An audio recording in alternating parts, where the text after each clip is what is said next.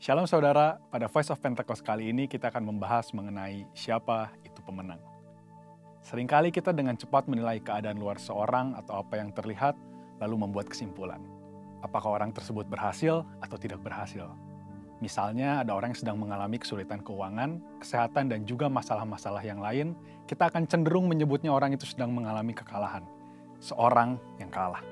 Sedangkan sebaliknya, orang yang sedang berjaya, penuh berkat, kesehatan yang baik, keuangan yang melimpah, kita akan menyebutnya mereka sedang mengalami kemenangan. Seorang pemenang. Tapi pertama-tama, mari kita melihat dari sudut pandang firman Tuhan.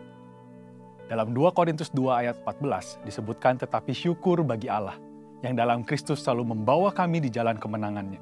Dengan perantaraan kami yang menyebarkan keharuman pengenalan akan Dia di mana-mana. Kita melihat dari ayat tersebut bahwa Kristus adalah sang pemenang. Jalan yang dilaluinya adalah jalan kemenangan. Bagaimana Kristus dapat menjadi sang pemenang? Apakah dalam pelayanannya, dari lahir sampai mati di kayu salib, Kristus tidak pernah mengalami kesusahan, masa-masa yang buruk, ataupun pencobaan? Kita tahu bahwa Alkitab menyatakan bahwa semuanya itu pernah terjadi.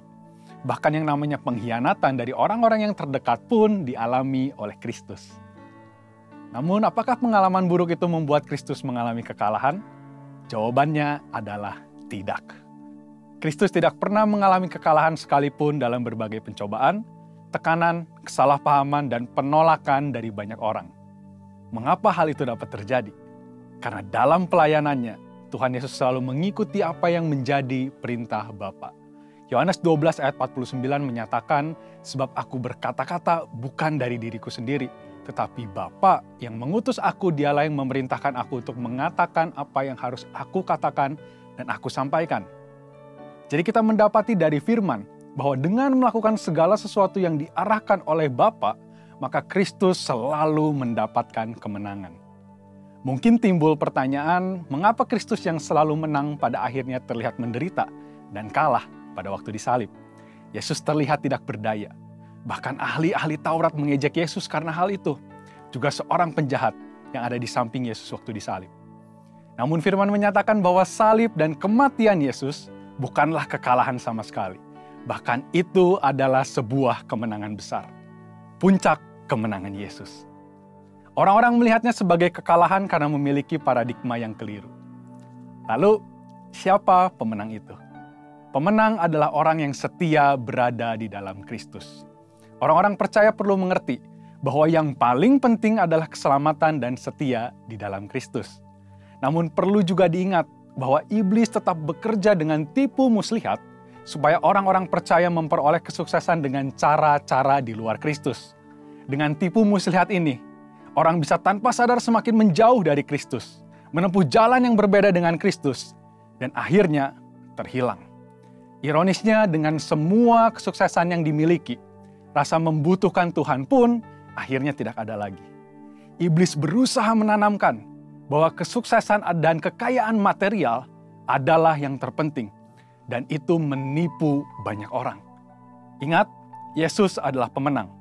Maka orang-orang yang ingin menjadi pemenang harus ada dan setia di dalam Tuhan Yesus. Pemenang adalah orang yang hidup dalam tuntunan firman dan Roh Kudus. Sebagaimana Kristus berjalan dalam tuntunan Bapa, kita yang rindu menjadi pemenang pun harus menjalani kehidupan yang sama. Bagaimana Bapa menuntun Yesus? Melalui firman yang disampaikan oleh Roh Kudus. Yesus dibaptis Roh Kudus di Sungai Yordan dan kemudian dipimpin oleh Roh Kudus dalam segala pelayanannya. Kita sangat membutuhkan tuntunan firman dan Roh Kudus agar dapat mengalami kemenangan. Orang yang berjalan dalam firman dan Roh Kudus pada hakikatnya adalah orang yang berjalan dalam jalan salib. Orang tersebut mengalami kematian daging, dan manusia rohnya semakin hari semakin kuat. Pemenang adalah orang yang menyebarkan pengenalan Kristus. Murid-murid Kristus diperintahkan untuk menyebarkan keharuman pengenalan akan Kristus kepada semua orang. Inilah tanggung jawab kita yang sesungguhnya. Mungkin kita tidak mau melakukan hal itu, merepotkan dan tidak nyaman.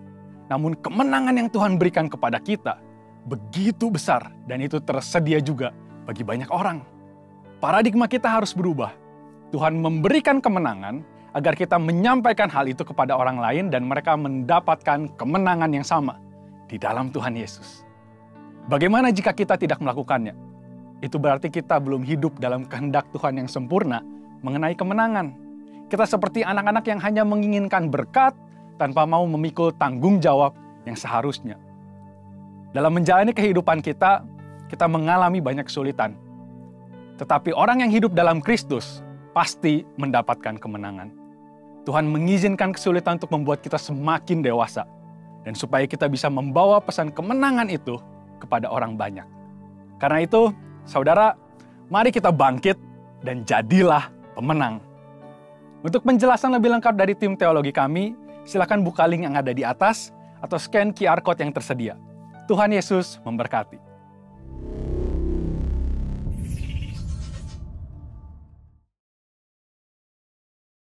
Hey Indonesia, it's Andy, Sam and Josh from Planet Shakers here, and we can't wait to be with you for Planet Shakers Abundance Tour.